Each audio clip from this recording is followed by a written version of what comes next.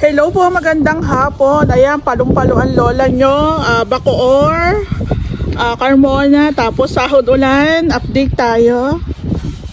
Ayan po. So, ito na po ang hinihintay natin. Malapit na po siyang i-turn over. So, nag-start po kami dito. Recap lang po tayo. Nag-start po kami dito September. Ayan, September 6 po yata o 5 o 3. Basta ganun po, September. So, September, October, November, December, January. So, tumatakbo na po tayo na 4 months na mahigit. Ayan po. So, ito po yung sinasabi ko sa inyo dati na ang pintura po ng gate natin is primer lang muna. Tsaka na po muna yung final paint kasi magpapaulit-ulit kami ng pagpipintura. Since tapos na yung loob, dito na tayo sa labas. Ayan po. So, ang pintura po nila, ang pinaka-frame is black. Ayan po, black po yan. Tapos, yung design, caramel brown. Ayan, caramel brown po. So, ganyan po ang diskarte ng ating pintor. Gumagamit pa rin ng masking tape. So, yung iba hindi gumagamit. So, kami gumagamit kami. Diba? So, alam ko rin wala naman perfectong gawa pero gusto kasi namin syempre maayos. Ang purpose din po kasi ng masking tape para maging guide din po yan. Tsaka hindi po yan masyadong dikit na dikit. Para pag tinanggal, hindi po didikit o sasama yung pinakapintura.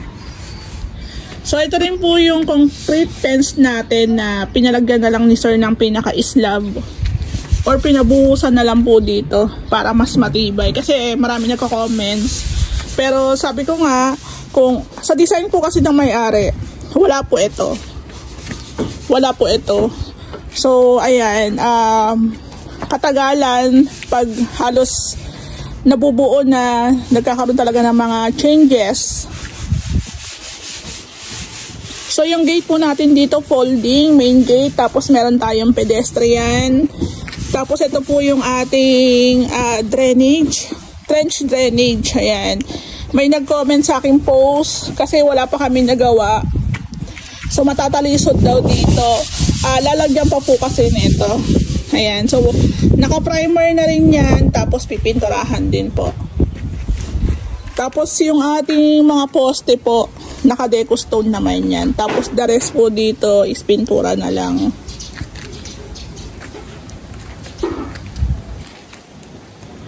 So, idagdag ko lang din po pala sa mga gawa naman po talaga namin. Meron niyang plano. May permit yan eh. Hindi po kami pwedeng mag-start ng walang permit. So, pag may permit, kailangan din may plano. Kung papasayang design nyo, ayan po. So, given lang din talaga na during renovation, may mga pagbabago. So, sa amin talaga, kung anong gusto ng may-ari, yun talaga ang nasusunod. Pero kung hindi naman pwede, ipipilit din namin na hindi talaga pwede. Pero syempre, kinukonsider na rin namin kasi sabi ko nga sila yung titira dyan. So, abot na kami ng 4 months mahigit. Dapat itong January turnover na to. Kaso, may mga additional. So, ito pong grills. Ayan. Pina-add po ito ni sir. Para po for safety. Yung mga sliding, ayan, sliding natin. So, may mga grills. Pipinturahan na lang yan. Yung design po ng grills, si sir lang din. Ayan na yan. Ang sabi ni sir, yung pinaka-design po pala, si sir po ang nag-send yan sa akin. So, ayan. Ang gamit po namin dyan is square bar na 12mm. So, given, actually, ang kontrata po namin dito, 3 to 4 months. Siyempre, hindi kasama yung mga holidays. Tapos, dito po pala, bawal gumawa ng Sundays. So, nabawas pa yon. Pero, sabi ko nga, hindi ko rin niyang kukunin kung mamadaliin kami. Kaya, ang pinaka binibigay po naming time frame is 3 to 4 months. Pero since may mga additional, given na madadagdagan talaga. So, dito po ang ginagawa is yung ating mga takip po ng cabinets. Ayan, pinipinturahan ng primer, tapos mamasilyahan. Meron na po yan handle. Ayan, may continuous handle po yan eh. So, sa ito pong kitchen cabinets natin, additional po yan. So actually, November nag-inquire sa akin. I-share ko lang sir kasi baka po yung iba nagtataka bakit ang tagal matapos. Actually wala naman nagko-comments pero share ko lang. November po kasi nag-inquire si sir sa akin na kung ipapatuloy po nila yung kitchen cabinets na gawa sa kahoy or sa marine. Tapos nagka-canvas din po sila sa aluminum. So, ayun nga po, medyo nakaligtaan nila kaming i-inform na ma'am, gusto ko na pong ipatuloy yung aking kitchen cabinets. Ito, puntahan natin. Ito po. So, kung mga November, December nasabi na to sa akin ni sir, siguro itong January, halos tapos na rin po ito. Pa-turnover na rin talaga. Kaso yun nga, ang kagandahan po kina sir kay ma'am, walang problema na nadagdagan po yung aming days dito sa paggawa o weeks. Kasi nga po, syempre, sabi ko nga kay sir, ano po yung kitchen cabinets, medyo matrabaho, maraming preparasyon. So sila, hindi naman kami may namadali, kaya okay lang. Kasi po pagdating po sa kitchen cabinet, si Ray po ang nag-assemble niyan. Si Ray, di ba, papunta-punta kami sa ibang projects, pero ito po talagang cabinets, kay Ray po talaga yan. Kasi medyo nag-aano po ako dun sa mga sukat-sukat. So, ayan. So, finally, medyo na-assemble na pati yung mga takip. Tapos, na-post ko po pala yung pintura nito, parang blue-green. So, medyo na off yata sila sir dun sa outcome. So, white na lang. So, ako nga mas maganda nga white na lang din. So, ayan po. Actually, okay na siya. Yung mga takip na lang. Ang dami natin pintura dito. Ayan po. So, since kami hiwalay ang neighbor sa materials, itong mga pintura dito ni sir, may iiwan po yan. Pang-retouch nila. Unless, sasabihin sa akin ni sir, ma'am, dalahin nyo na po yung iba dyan kasi hindi naman namin magagamit. Okay lang yun. Pero, ito po may iwan yan. Kasi pwede po nila yan ipang-retouch. Kung marami-rami pa. Ayan. So, ito po yung kitchen nila. O, diba? Ang ganda. Pasensya na po kasi medyo makalat. Kasi naghalo-halo na yung mga gamit. May appliances. May mga tools. Pinagsama na lahat dito sa gitna. Tapos ito po yung bathroom natin. Ayan, bathroom natin. Nakakabit na po yung ating pinto. So ako, binibigyan ko lang po kayo ng ideas na pagdating po sa bathroom, pumapalo po yan ng mga 70k plus. Kasama na po yung materials, labor, tsaka yung mga accessories. So sa iba sasabihin, ang mura naman daw.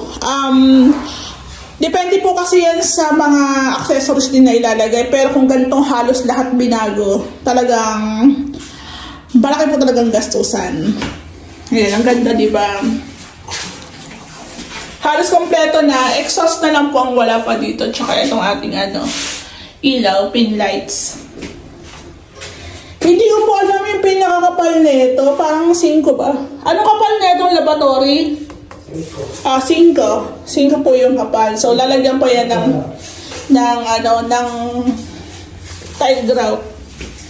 So, ito guys, meron pang ilalagay dito.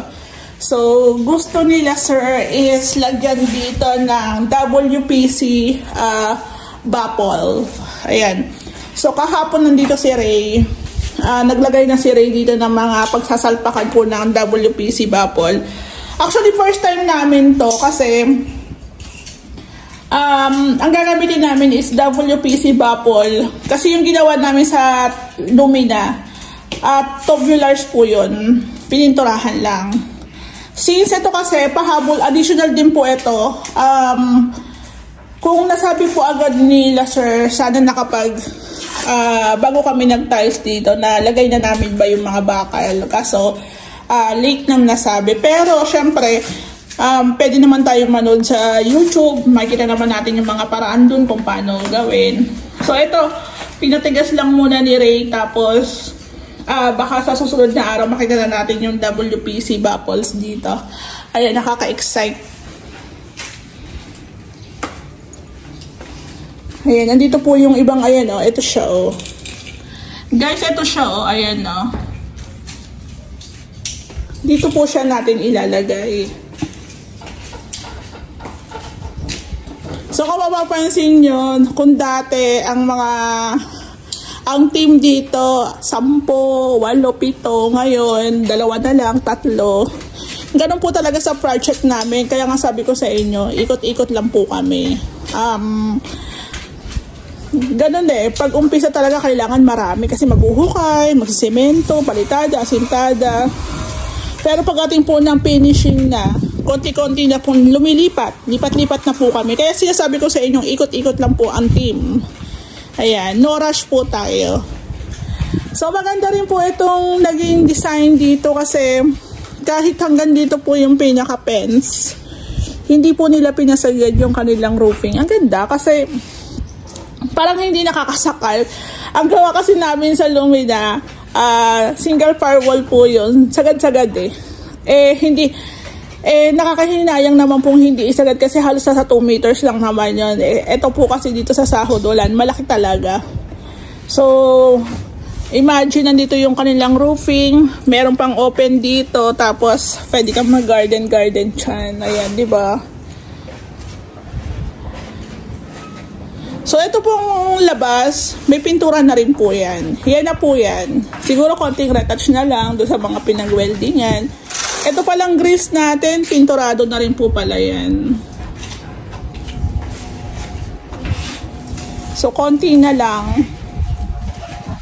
So, yun din talaga ang gusto ko, yung hindi kami mamadalin. Kasi sa totoo lang, pag finishing, hindi ko naman pwedeng sabihin yung mga pintor ko, mga tile setter ko, ibisan nyo dyan kasi nagmamadali may-ari. Hindi pwedeng ganun. Lalo na pag finishing, kailangan talaga yung kilos mo dyan talagang kahit medyo mabagal pero dapat sigurado. Mahirap na pagpaulit-ulit.